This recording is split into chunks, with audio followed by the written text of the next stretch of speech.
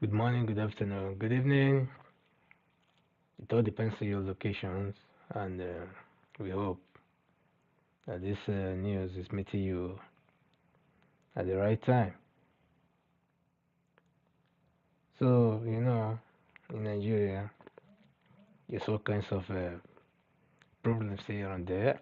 When we think we've had enough, then before you know it, there will be another worse news.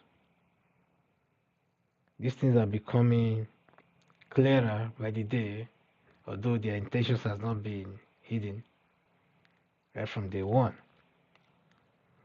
Just before the election, something happened, or yes, just before the election, it's like they were trying to give out a signal as to threaten, those are vulnerable areas that they will always try to put on the edge. Because as we know, some information then was that they went around in Southern Kaduna, Benue, Taraba, and so many other flashpoints, warning those communities that if they should vote against those candidates, which they call northern candidates, that they'll be dealt with severely. In fact, they were actually not wooing them to vote for their candidate. They just threatened them that this is how they should vote, that they must vote a northern candidate. That if they don't, then whatever happens to them, then they will bear the consequence. So now we have seen what the consequences are, because even before the election, some of them made their their own stance known that no matter what, they are going to do what they have to do, that they will still vote the candidates of their choice. So some few killings happened then. Then just after the election on the 25th, then some killings took place again on slaughters of women, children, and the aged or old people. So and then in Southern Kaduna, we just saw what happened just recently, and in Taraba, the same thing, and now Benue State. So there was a woman that's, whose daughter was killed while she was watching. She was hiding somewhere, trying to smuggle the little ones out of sight, while the one that was 10 years old, which she thought would be able to take care of herself, at least to run, was captured, and her throat was slashed while she was asking for help. So that's just one of the few things that we've seen or heard these few times. In fact, this one was happening on Good Friday. So let me just read the news as it goes. It said, not a few are still in shock and alarmed by Good Friday's horrendous armed herdsmen murder of about 40 internally displaced persons in the IDPs. When you hear 40 people, then you should know that it should be up to 100. That's always the case with Nigerian news. So the IDPs are members of their host communities in a camp at the AGE area, AGEA Primary School, MGBAN,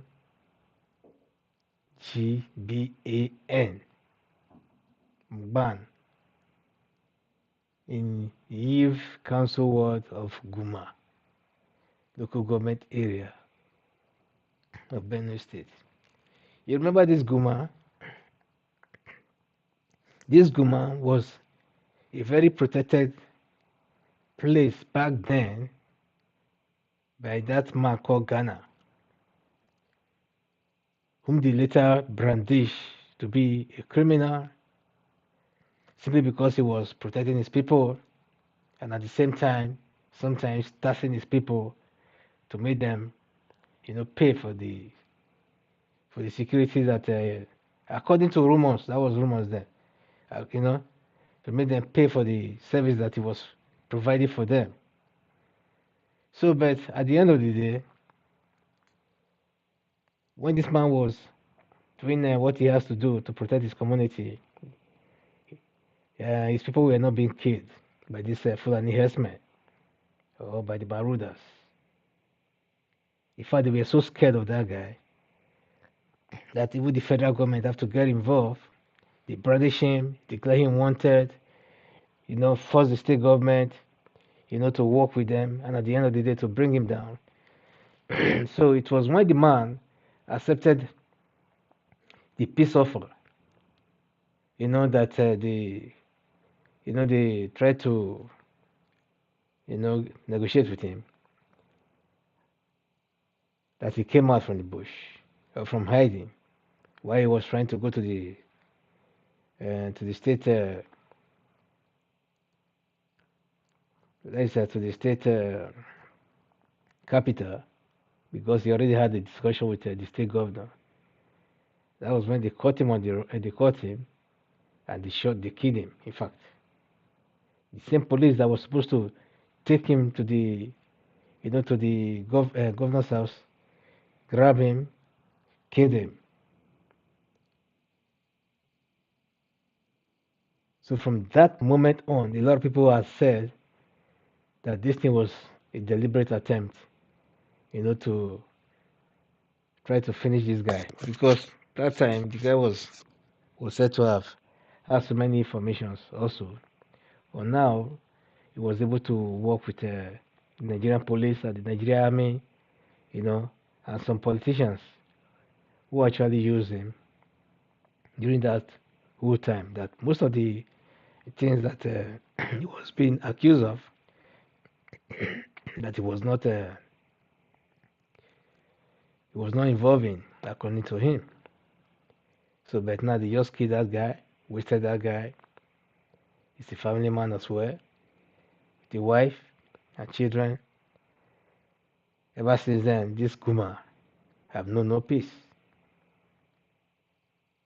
So, but when this guy was alive, he was being accused of being the brain behind every attack whatsoever that ever happened in those areas, not knowing that his enemies just wanted him out of the way so that they can have a free hand to operate there in those areas. Because when he was alive, they were not allowed to come anywhere near his own terrain. That is just a reflection of what actually happened then. So on that fateful day, according to an eyewitness, the armed marauders stormed the community, which had a police checkpoint located directly opposite the camp on the stretch of the Makodi Lafia Road at about 9 p.m. Said they came shooting sporadically after obviously overpowering the police personnel on stop and search duty at the time.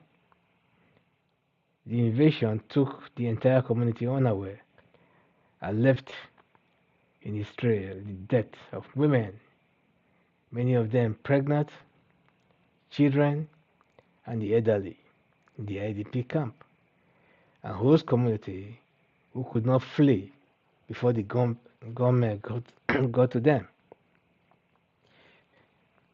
They said not spared by the invaders was the traditional ruler of the community. Itok Niev, Chief Bernard Shawa, who, aside losing his two children, also had his cars and motorcycles vandalized and burnt. So to cut long story short, so these people were actually murdering anything that lives. So indiscriminately, they had their guns, AK-47s, they had their knives. Sorry. They had their knives, their daggers, and what have you, cutlasses, and they were just weeding, people, children, women and children, slashing throats of humans as if they were, slashing rams. So this thing has been happening now for too long, for quite too long. So it has shown that actually Nigeria does not have any system in place to checkmate, or the government itself is encouraging all this brutality, massacres, and mayhem that has took place or that are still taking place in Benue and in Southern Kaduna, especially Taraba, and what have you. So this is very painful, to be seeing things like this. So, but we know one thing for sure, and that thing is very obvious because there is a say in my place that says all cruelty that is emanate from weaknesses, all cruelties, comes from weaknesses. So this goes to say that all cruelty is spring from weaknesses, which is the saying is that the saying itself implies that acts of cruelty are not born out of strength or power, but rather from an underlying sense of vulnerability or let's say inadequacy, and what have you. So people who are cruel to others may feel the need to exert dominance or control over others as a way of compensating, for their own perceived weaknesses or lack or insecurity. So I don't know if you get that point. You understand? So they are compensating for their own perceived weakness. There's either they feel inferior because they have some complex and things like that, or they are insecure within themselves, and the only way they think they can exert strength is by either dishing out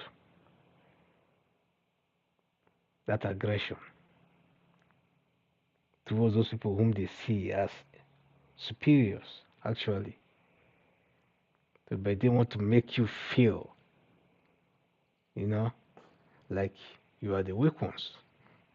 So whether they use violence or they use some other means, So because first of all they cannot reach you.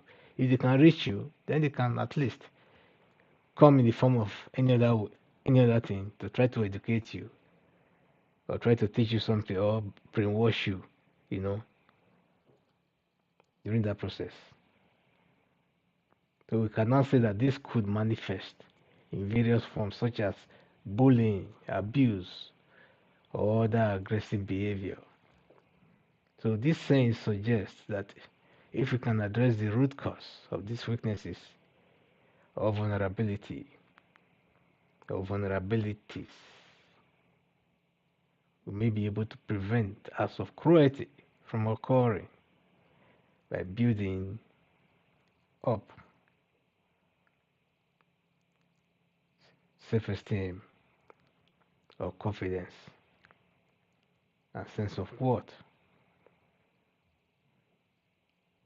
So there's no perfect society out there. So you don't expect people to, for example, to be trying to be hospitable to outsiders or foreigners who are not willing to accept their boundaries. You cannot come to a community that has been formed for thousands of years. You come from nowhere, then the next thing is that you want to exert authority above the people that owns their land.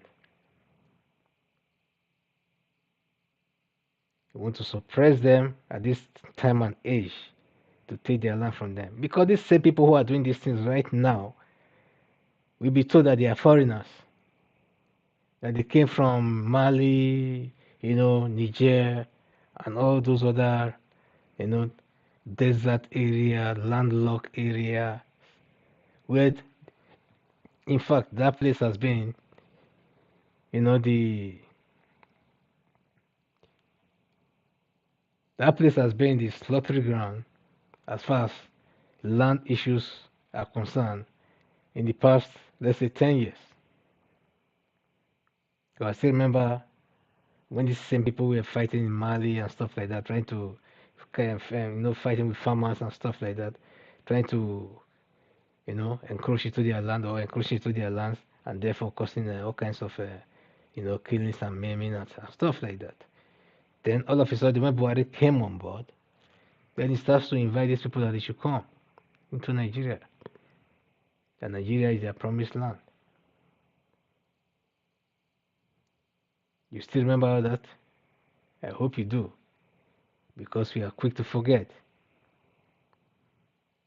So even the governor of Benue State, Bala Mohammed, did the same thing just last year here, in 2022, when he was inviting these same people again by telling them that Fulani owns Nigeria, that they should come in. In fact, Buhari once opened the border. I said they should come in. They don't need a visa. They don't need any passport or anything like that. You just come in. We give you land. We give you this. We give you that. Land that they did not have. The Fulanis actually don't have any land in Nigeria.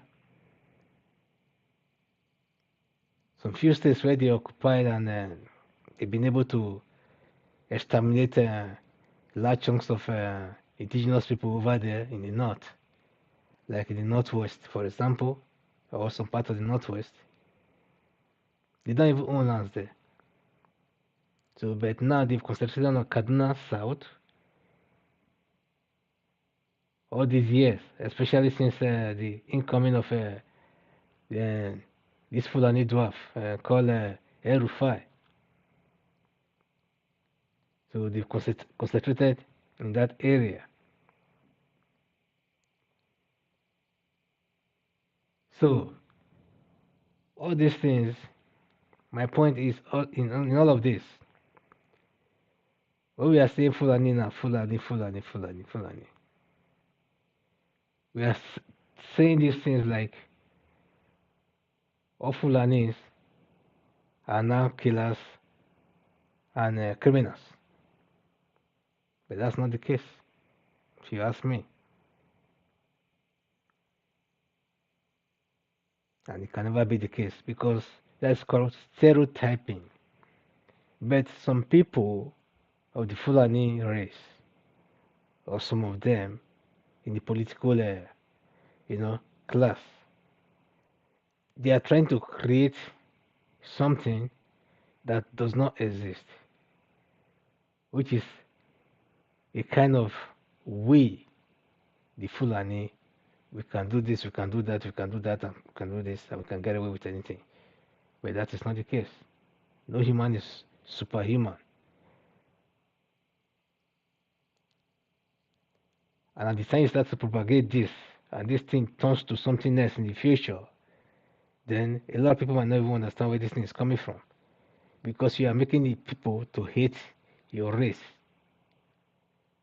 Then it will take more time to try to undo what you are doing now, because sooner or later you will die and go. But this hatred that you are creating will live on.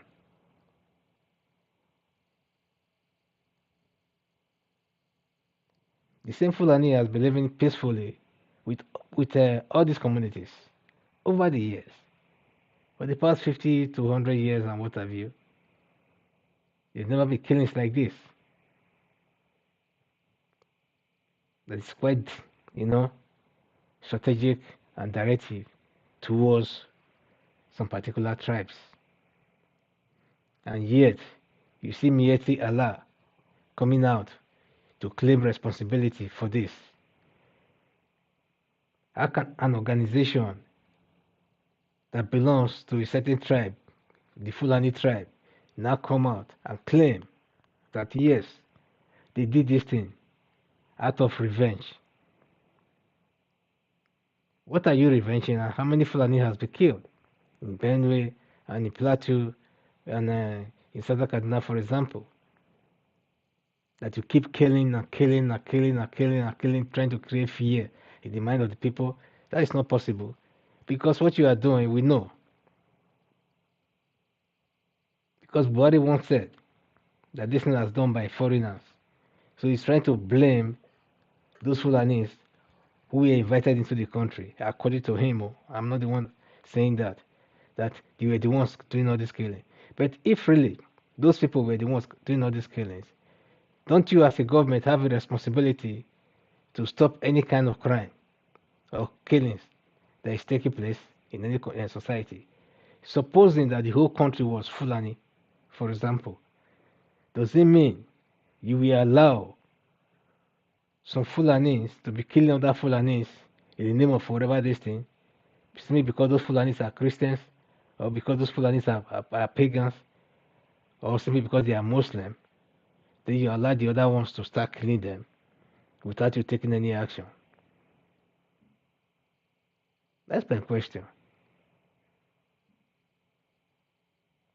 So that is why sometimes when you look at this whole, you always have to compare some things sometimes, like what's happening in Somalia. You say Somalia is supposed to be a kind of, you know, one country with different ethnic lineages, but the same people. But yet, because of political ideology and differences, they've been fighting for the past 30 years. They did not know peace. They have all kinds of factions within factions, everybody, from one side to the other, etc. Trying to assert their own authority over their own little terrain. So, but in that case, let's assume those terrains supposed to be like maybe states. Then why they have another central system that is weak?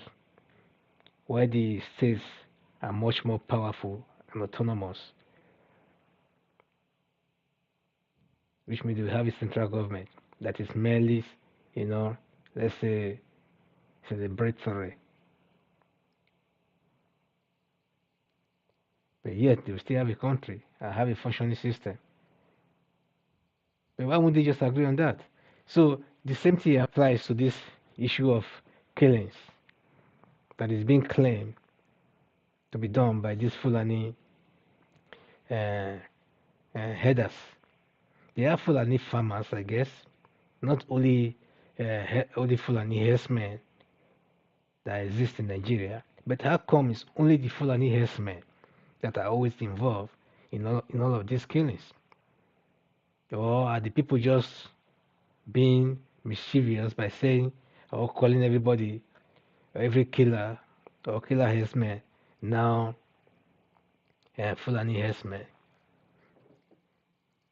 It's because the Mieti Allah, which is the herdsmen's organization's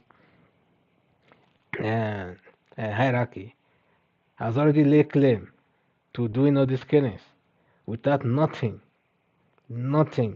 happening. The man has not been arrested.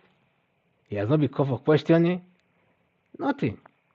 So somehow he's been emboldened and encouraged.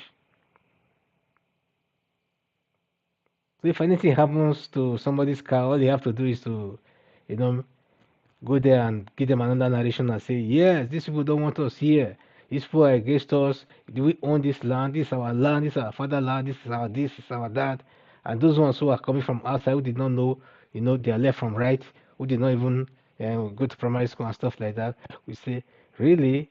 Then they start to wonder. No wonder. We never actually have a land in Mali. We never actually have a land in Senegal. Neither have we had lands in any other and the West African and this thing. We've always been managing because we've always rented land from this other, you know, people that we met there. And so this has been our original place. Say yes.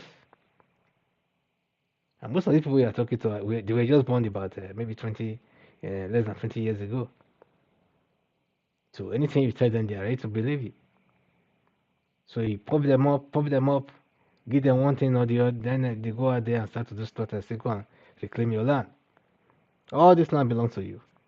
Everything you see there, the houses, everything, the women, the children, they are all yours. Do whatever thing you can. Nothing will happen.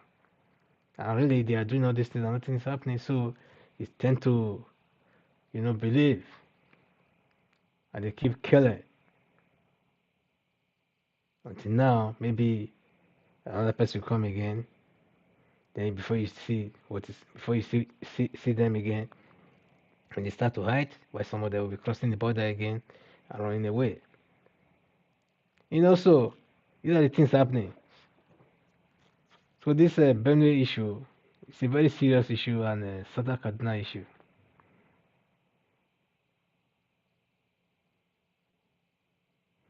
So to elaborate on this whole issue, he said,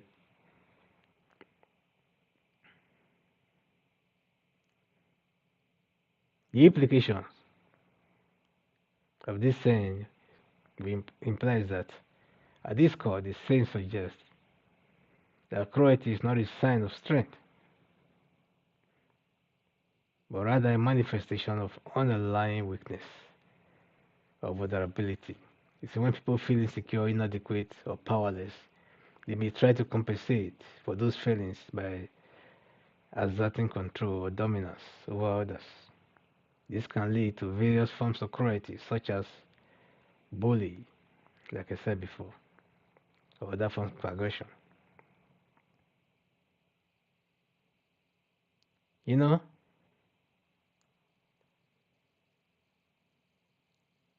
So, but as far as I'm concerned, if the government cannot handle some simple out of peace and security, then the government have no business in government at all. So we're not trying to justify any form of killing here or cruelty in whatever form.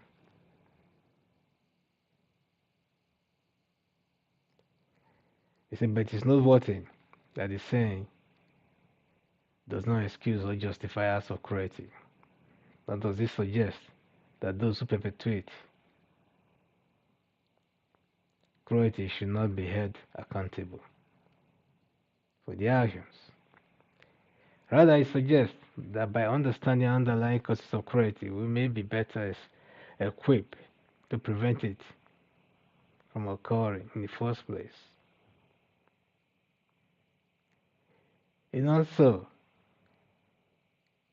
that's actually the point. The government have to stand up and fulfill its primary duties, which is securing or security of life or property. So without that, nothing else actually happen. Without security, there's no economy. And without peace and security, there's no development. So like the woman I was telling you about the other time, who said her throat was slashed right before her very eyes.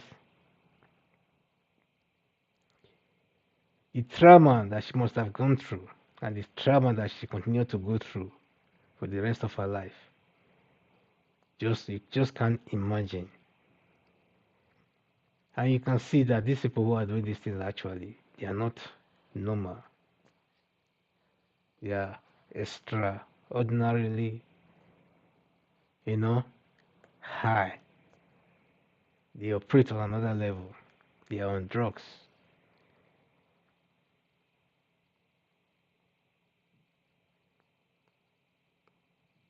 So something have to be done very fast to stop these things. And if not, then let these people leave these communities alone. And let these communities also brace up for themselves. But my worries is that ever since this government came on board, the government of APC Muhammad Buhari, these communities have known no peace, and Buhari have done nothing, to try to compensate for his weaknesses. Neither has he paid any formal visits to any of these areas, even to send message to these areas. Sometimes he has never done it. But if a bomb should explode in Afghanistan and it kills some school children there and what have you, Buhari will be the first person to go to the news, and express his gratitude to the government of Afghanistan, the people of Afghanistan. If it happens in any other country, in America or in England, the same thing. They'll be the first, to go there, express his gratitude and what am I saying? And his condolence and what have you, for the death of whatever, victims of whatever incident in those countries. So, but when it happens in Nigeria, you won't see him say anything like that. Because as far as he's concerned, it doesn't really matter.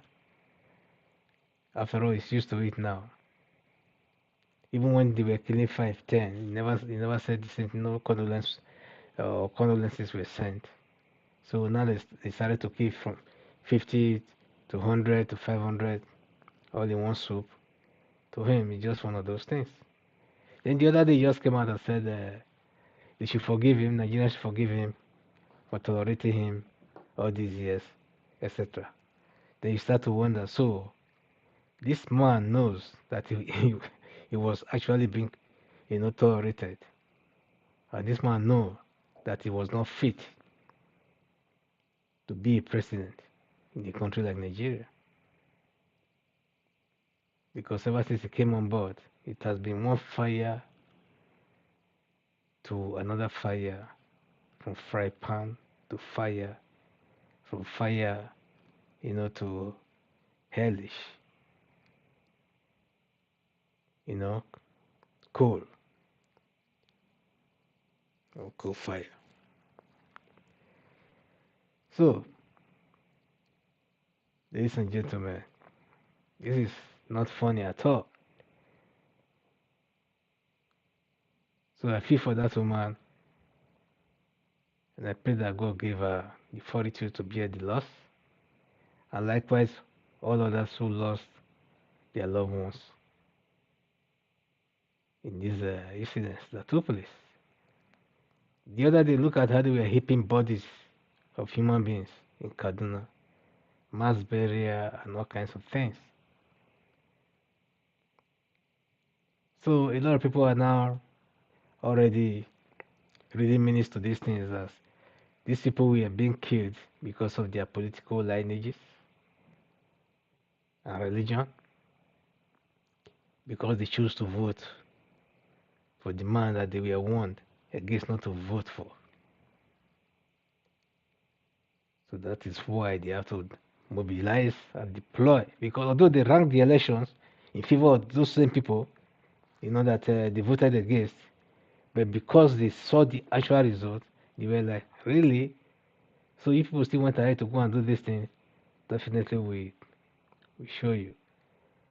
All they have to do is to give out money to their mobilizers and those their mercenaries who does these things. So they source it for all the killers from everywhere, and they made them to believe that they are doing a good cause. So, and at the end of the day, they end up killing a bunch of people.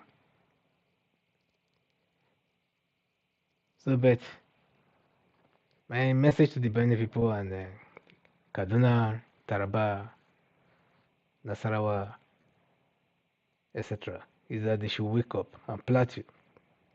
They should wake up. They should stop crying all this, making all this, you know,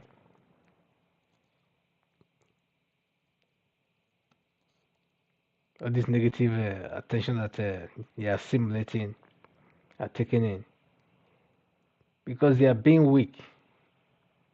It's costing them much more killings, and they being that they are relying on the government of the day, knowing fully well that the government of the day is not willing, to protect them. Also, by so doing, they are increasing their vulnerability and exposing their weaknesses. Because the next day, the military will come there and start to, after all the killings, and they will come there like they are there on the peaceful finding what have you and things like that. Then they start to disarm them, going to their houses, taking all their knives, taking all their this and that and this, and seizing them. Instead of them to go to the main source of the killings, rather they will go to those people who are being killed, trying to disarm them and make them more vulnerable. Then that same day or that same night or that same week, then their boys will come in again and start to attack without fear of anything, because they already know, they've been told that everything is clear. There's no knife, there's no cutlasses in those areas and stuff. They just come there and start killing people anyhow. So why won't you people learn? Ordinary sharp wood and things like that, wood with edges and stuff like that, you can do a lot of things. Even if you don't have a knife, and why would you have a knife even? You can even make your own knife just now. There must be some people there who knows how to do jogu stuff and things like that, you know. So, and why will you even give out your cutlasses, your knives and stuff like that to any stupid person that just comes in there because he's wearing a army uniform and they start to disarm you? It happens once before in some other part of the country, whether in Jos, in Plateau, or what have you. It happens also in Kaduna. It happens again in the state Benue. Now it's happening again, and you are still disarming yourself. In the name of what? Protect your life first. Life is your right. Without life, then there's no other thing. Without life, there's no education. Without life, there's no development. Without life, if you are dead, you are dead. So life is your right. Safeguard it with everything you got, and be smart about it. Don't be too religious about it. Don't be too lackadaisical about it. And don't be too, dulling and thinking that, oh yes, God will take care of me and stuff like that. First, take care of yourself. What God will do, God will do. What you have to do, you must do. So, ladies and gentlemen, with that, I come to the conclusion of this very episode. And I would say, Nigerians and those who are in positions of authority should take note and do what they have to do. And those community leaders also should take note. Mobilize your people, safeguard your people, and give them the necessary education and enlightenment on what to do, so safeguard their communities and their lives. So, If you have to buy guns to protect your community, why not? The minister of, I think, was he minister of chief of army staff or chief of defense staff once said everybody should get a gun and protect their communities and protect themselves. So I believe that actually, because if everyone should have a gun to protect his community and themselves, these people too will tread with safety or with caution. They won't just come around and start killing people anyhow. Because before they try one, you already blew them away. They didn't know where they belong. You send them to hell. So that's it. Ladies and gentlemen, thank you for watching. And if you've not subscribed to our channel, please do so. And for those who have already subscribed, thank you very much. I'm still here because of you. Keep doing what we do best. Dissemination of information. I will bring you the news as it comes and analyze on it. So maybe at the end of the day, you'll be able to learn one or two things, or we'll learn from each other. So, but please, you are free to drop your comment, and you are free to share videos to many others. Let the video go viral, and let others have access to it. And that is it for now. God bless you. I hope to see you soon.